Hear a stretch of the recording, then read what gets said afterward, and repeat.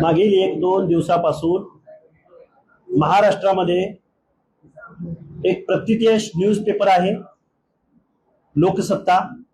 त्या लोकसत्तामध्ये एक लेख आला आणि त्या लेखामध्ये निवृत्त न्यायाधीश शिंदे समितीच्या अहवालाबाबत पूर्ण माहिती या महाराष्ट्रामध्ये आज रोजी प्रसारित झालेली आहे। आणि ही माहिती जरी खरी असेल तर महाराष्ट्रामधलं ओबीसीचं आरक्षण संपलेलं आहे। हे मी गेली 2-3 दिवस झालं महाराष्ट्रातल्या सर्व सत्ताधाऱ्यांना, विरोधी पक्षनेत्यांना, सर्व पक्षांच्या प्रमुखांना, ओबीसी नेत्यांना, ओबीसी आमदारांना, ओबीसी चळवळ लढणाऱ्या सर्व प्रमुख नेत्यांना हे मी गेल्या 2-3 दिवसांपासून वारंवार सांगत आहे। लोकसत्ता या पेपरमध्ये जो लेख आला त्या लेखामध्ये निवृत्त न्यायाधीश शिंदे समितीने जी शिफारस, जो अहवाल महाराष्ट्र शासनाला सबमिट केलेला आहे त्यामध्ये 58,82,365 नोंदी विविध दस्तऐवजामधून शोधल्याचा दावा करण्यात आलेला आहे। त्यानंतर 8,25,851 प्रमाणपत्र इश्यू करण्यात आलेली आहेत। आणि एवढी जर लाखो 8,25,851 प्रमाणपत्र जातीचे दाखले कुणब्यांचे जर दिले गेले असतील तर त्यांचा ओबीसी मध्ये त्यांचं इन्क्लुजन झालं असेल, ओबीसी मध्ये समावेश झाला असेल, तर मग ओबीसी मध्ये आजही ज्या जाती सामाजिक न्यायाच्या प्रतीक्षेमध्ये आहेत, गावगाड्यातला बलुता अलुता भटक्या विमुक्त जाती जमाती ज्या आजही पालामध्ये राहतात, ज्या आजही घराच्या प्रतीक्षेमध्ये आहेत, ज्या आज एखादा दुसरा महापौर, एखादा दुसरा झडपी अध्यक्ष आज या महाराष्ट्रात होताना दिसून येत होता, जर ह्या 8,25,000हून जास्त जर प्रमाणपत्र इश्यू केले असतील तर महाराष्ट्रामधलं ओबीसीचं आरक्षण कसं वाचतंय या प्रश्नाचं उत्तर महाराष्ट्राच्या मुख्यमंत्र्यांनी, दोन्ही उपमुख्यमंत्र्यांनी, बहुजन कल्याण मंत्र्यांनी, ओबीसीच्या नेत्यांनी, ओबीसी चळवळीच्या नेत्यांनी, या सगळ्या लोकांनी यावरती या महाराष्ट्रातल्या ओबीसीला उत्तर दिलं पाहिजे। त्याच लेखामध्ये परत असं सांगितलं गेलंय की 2 कोटी कुटुंबांना याचा लाभ पोहोचतोय आणि 2 कोटी कुटुंबांना जर याचा लाभ पोहोचत असेल तर ओबीसीच्या आरक्षणाची घटनात्मक चौकट उद्ध्वस्त झाली आहे असं खेदाने नमूद करावंसं वाटतंय।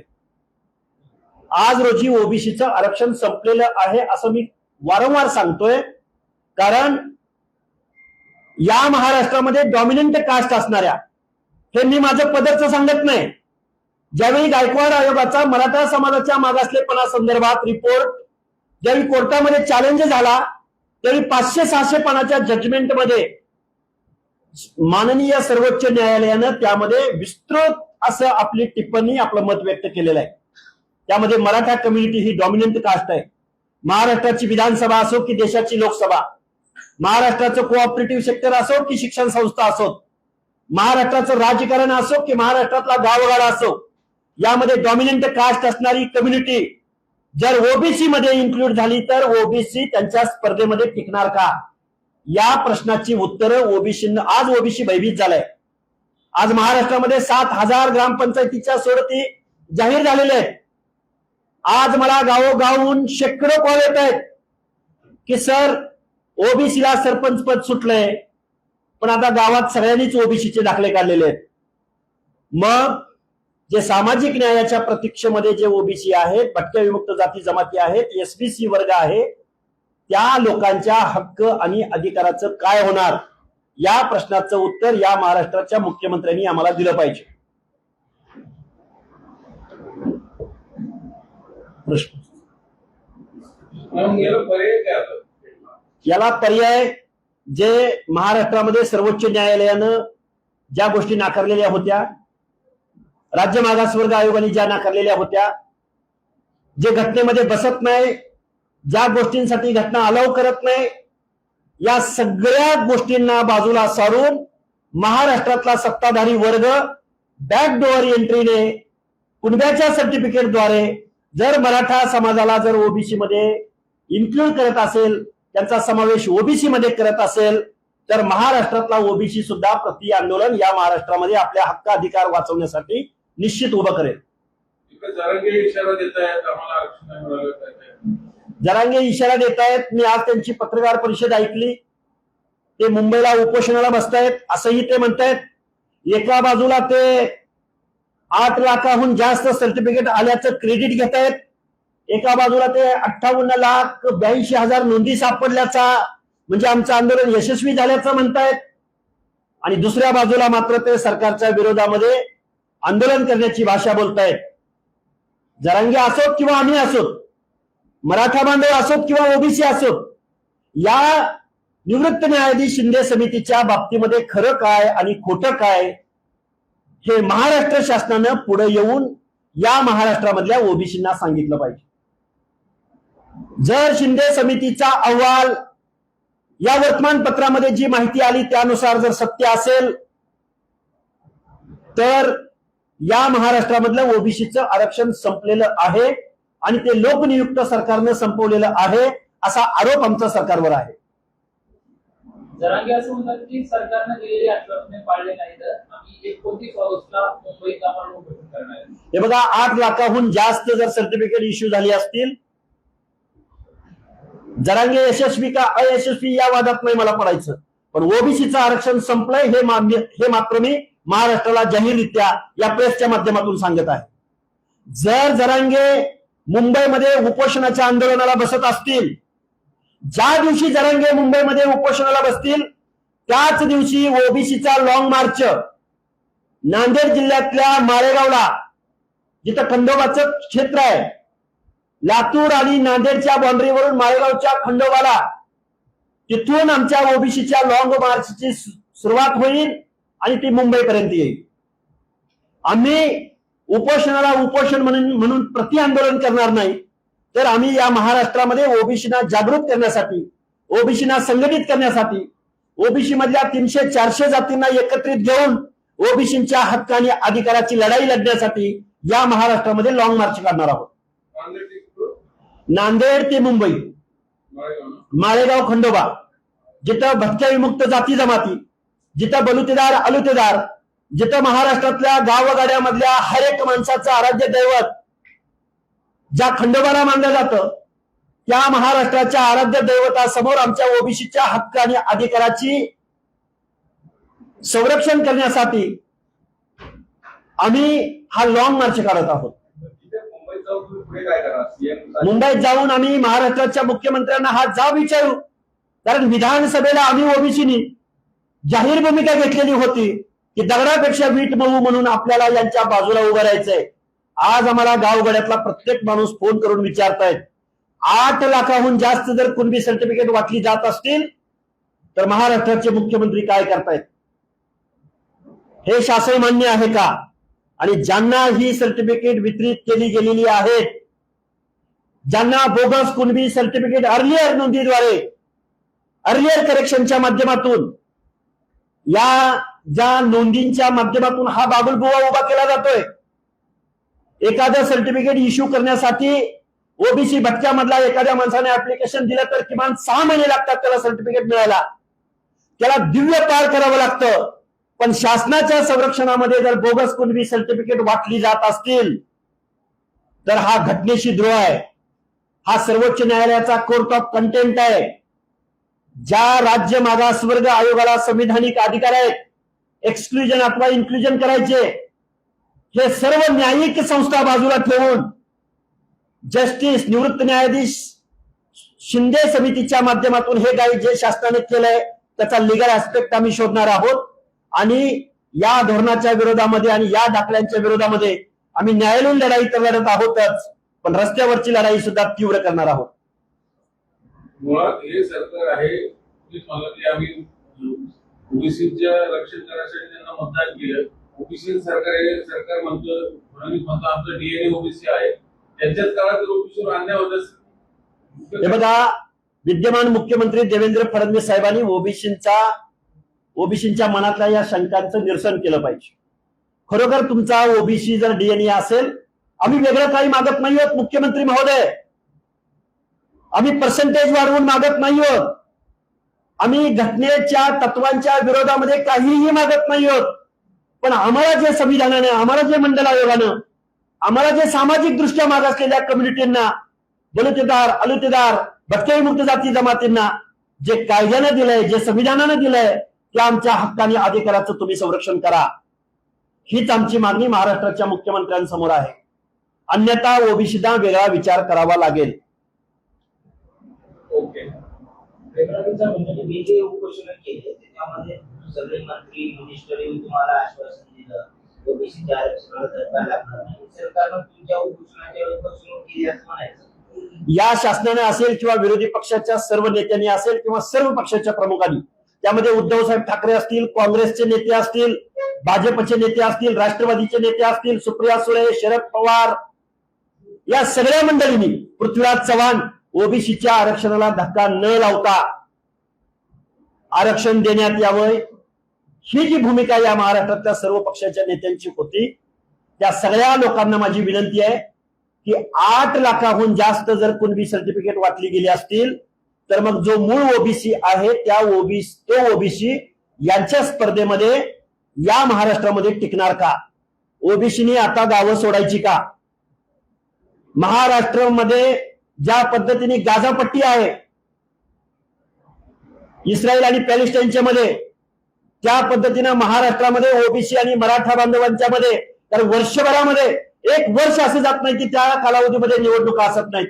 कधी पंचायत समितीच्या निवडणुका असतात, कधी ग्रामपंचायतीच्या असतात, कधी नगरपालिकेच्या असतात, कधी विधानसभेच्या असतात, कधी लोकसभेच्या असतात. या महाराष्ट्रामधलं सौहार्द एका मनोज जरांगे नावाच्या भंपक माणसामुळं या पुरोगामी महाराष्ट्राचं वातावरण कलुषित झालंय. हे वेळोवेळी मी या महाराष्ट्रामध्ये सांगायचा प्रयत्न केलाय.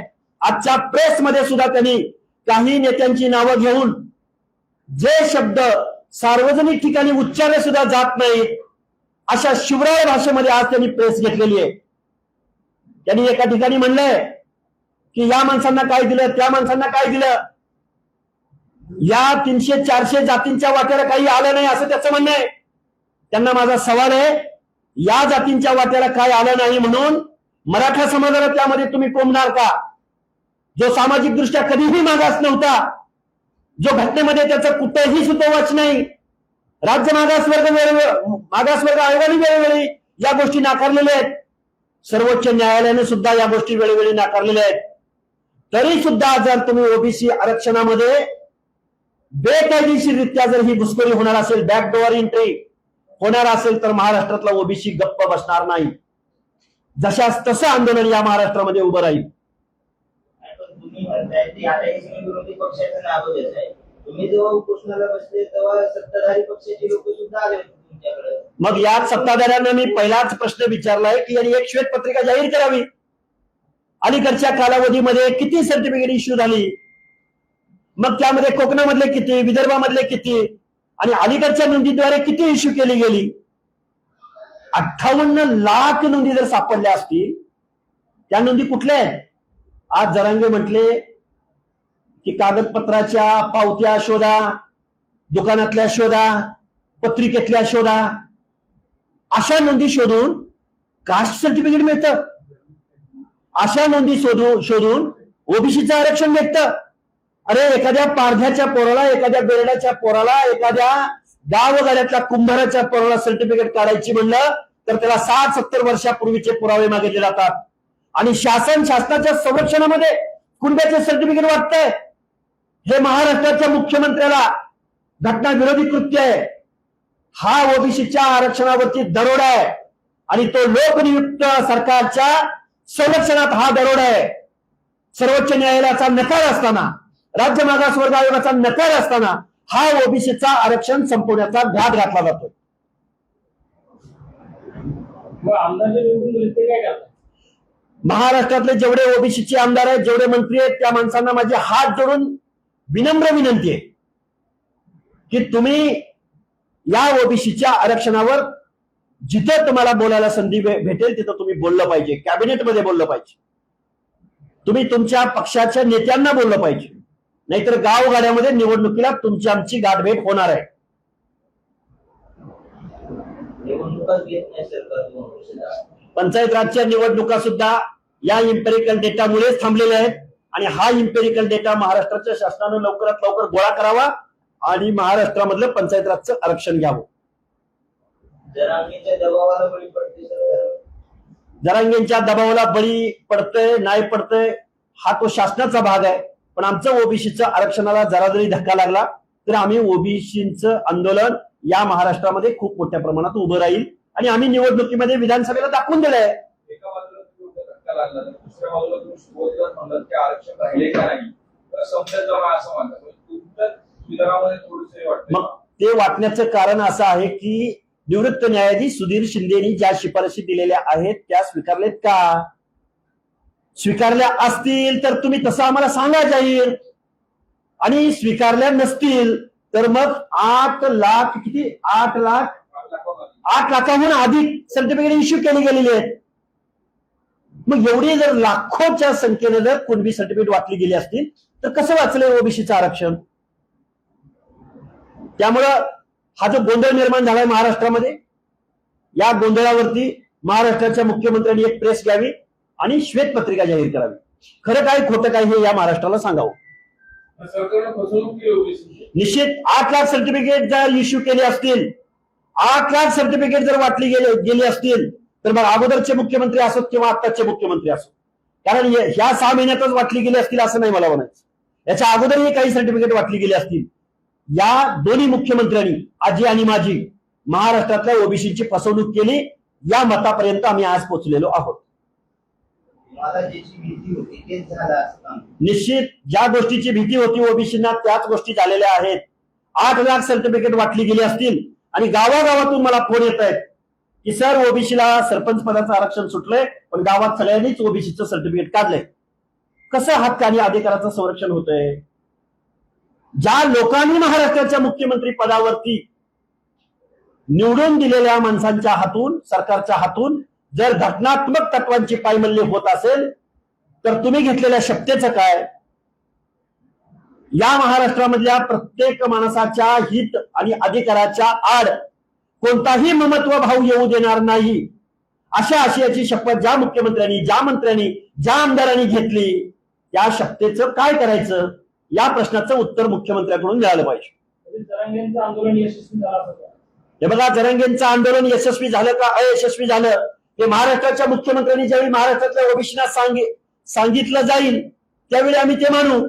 पण जरांगे नावाच्या भंपक माणसाच्या इशाऱ्यावर जर महाराष्ट्र जर ओबीसींचे हक्क अधिकार, त्यांच्या हक्क अधिकाराची चौकट आरक्षणाची जर उद्ध्वस्त करू पाहत असेल तर या सगळ्या गोष्टींच्या विरोधामध्ये महाराष्ट्रातला ओबीसी कोणत्याही सरकारला जाब विचारल्या वाचून राहणार नाही. जरांगे म्हणतात आता मुख्यमंत्र्यांनी गोळ्या घालाव्या, आम्ही मुंबईत येतो. गोळ्या घालायची काहीच आवश्यकता नाही जरांगे. इथं कायद्याचं राज्य आहे. इथं आता कायदा मतपेटीतून व्यक्त होतो. ज्या लोकनियुक्त सरकारांवर या सगळ्यांच्या हक्क अधिकाराची जबाबदारी आहे त्या सरकारनं त्या हक्क अधिकाराची जबाबदारी पाळावी. ओबीसी मराठ्यामध्ये आम्ही भांडण होऊ देणार नाही. भुजबळ जरी भांडण लावत असते किंवा अनेक सामाजिक कार्यकर्ते लावत असते आम्ही देणार नाही. आम्ही म्हणजे ओबीसींच्या आरक्षण मिळालं की तुम्ही भांडणार नाही असा त्याचा अर्थ होतो. म्हणजे गावगाड्यातल्या बलुतेदार भटक्या विमुक्त जाती जमातीच्या झोपड्यामध्ये जरांगे नावाचा उंट जर घुसला तर त्यांची झोपडी शाबूत राहते असं जरांगेला म्हणायचंय का? एका बाजूला छगनरावजी भुजबळांना खलनायक ठरवायचं आणि दुसऱ्या बाजूला बलुत्याच्या आलुत्याच्या हक्क अधिकाराच्या आरक्षणात घुसायचं. हा गनिमी कावा आहे का जरांगेचा? महाराष्ट्रातल्या मराठा बांधवांना माझी विनंती आहे, तुम्हाला गावगाड्यातल्या आलुत्या बलुत्याच्या बरोबर जाऊन त्यांच्या झोपड्यामधले जाऊन त्यांच्या ताटातले हक्क अधिकार हिसकावून घ्यायचे आहेत का? त्यांच्या अनात माती काढवायची आहे का? आम्हाला 29ला ऑपरेशन करायचं, मुंबईतलं आझाद मैदान लागेल, शिवाजी पार्क लागेल. जरांगेंना सांगा महाराष्ट्रातलं आझाद सगळंच बुक कर म्हणावं. हे बघा, हे असले भावनिक शिवराळ भाषेत बोलणं, भावनिक बोलणं म्हणजे घटनात्मक तत्व ओबीसी भटके विमुक्तांचे हक्क अधिकार छिनावून घेता येतात, हे जरांगेनं ह्या भ्रमातून बाहेर यावं. लोकसभेला तू कुणाचा प्रचार करत होतास आणि विधानसभेला तू म्हणतो की आमच्यामुळे तुमचं सरकार आलंय. खुदे ना एकदा सर्वे. लोकसभेला तू काय केलं आणि विधानसभेला काय करत होता महाराष्ट्रातल्या मीडियाला माहिती आहे ना. त्यामुळे जरांगे नावाचा हा भंपक माणूस आहे. तो आज काही बोलल, उद्या काही बोलल, परवा काही बोलल, याचा कुठेही तारतम्य असत नाही. आणि आम्हाला ही दुर्दैवाने या गोष्टीत या भाषेत त्याला बोलावं लागतंय. आम्ही आमचे हक्क आणि अधिकार, कुणी शिव्या दिल्या, कुणी कुठल्या भाषेत बोललं, कुणी उपोषण केलं, तरी आम्ही आमच्या हक्क अधिकाराचं संरक्षण करण्यासाठी आम्ही तत्पर आहोत, तयार आहोत. फक्त या निवृत्त न्यायाधीश शिंदे समितीच्या अहवालाबाबत महाराष्ट्राच्या मुख्यमंत्र्यांनी या महाराष्ट्रातल्या ओबीसींना पुढे येऊन सांगितलं पाहिजे. लोकशाही मराठी ऐका, पहा, जागरूक रहा.